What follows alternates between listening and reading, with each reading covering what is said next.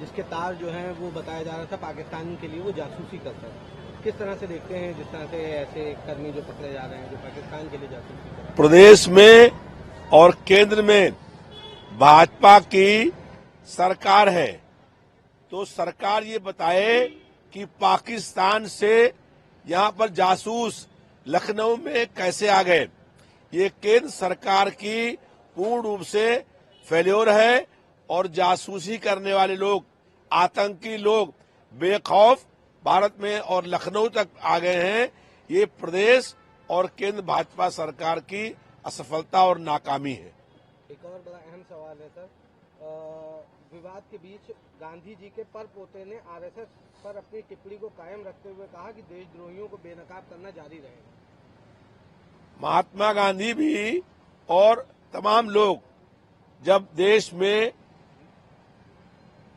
गुलामी के खिलाफ लड़ाई हो रही थी, तब आरएसएस जो अंग्रेज लोग थे उनका साथ देने का काम करते थे। तो आज पूरा देश जानता है कि भारतीय जनता पार्टी का कोई नेता जेल नहीं गया, स्वतंत्रता संग्राम में कोई योगदान नहीं रहा।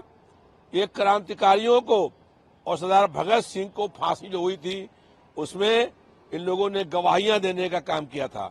तो निश्चित रूप से भारतीय जनता पार्टी के लोग ये राष्ट्र के प्रेमी नहीं है, ये सत्ता के प्रेमी है। झारखंड के गिरिडीह में जो है दो लोगों के बीच, दो समुदायों के बीच हिंसा हुई थी होली दिखाया जा रहा है। जो हिंसा उसमें झारखंड के गिरिडीह में हिंसा हुई है दो समुदायों के बीच होली के दौरान, जिसमें सख्त कार्रवाई का पहचान की जाएगी और सख्त कार्रवाई की जाएगी। झारखंड में होली के समय पर गिरिडीह में दंगा हुआ, हिंसा हुई, उसकी जांच करी जाए और जो लोग दोषी और जिम्मेदार हैं उनके खिलाफ कार्रवाई होनी चाहिए।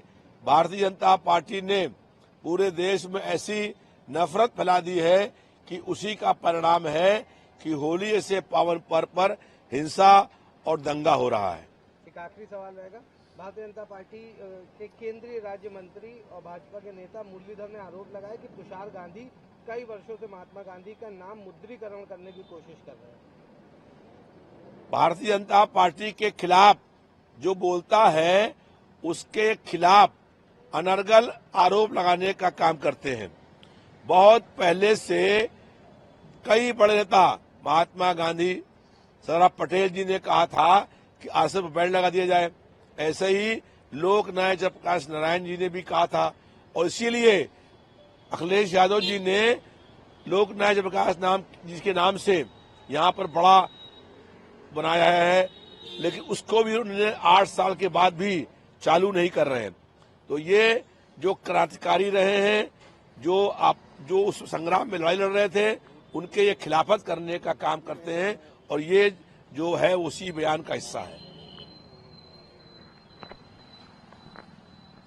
जयंती है, जयंती के अवसर पर बहुजन समाजवादी पार्टी और तमाम पार्टियों ने जो है कार्यक्रम किया, उनकी मूर्ति पर माल्यार्पण किया। आज मान्यवर काशीराम जी की जयंती है और समाजवादी पार्टी पूरे प्रदेश में हर जिला मुख्यालय पर, नगर मुख्यालय पर और प्रदेश में उनकी जयंती मना रही है।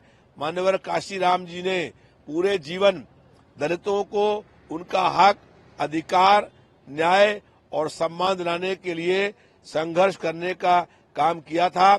आज हम लोगों का ये नारा है कि काशीराम का मिशन अधूरा अखिलेश यादव करेंगे पूरा।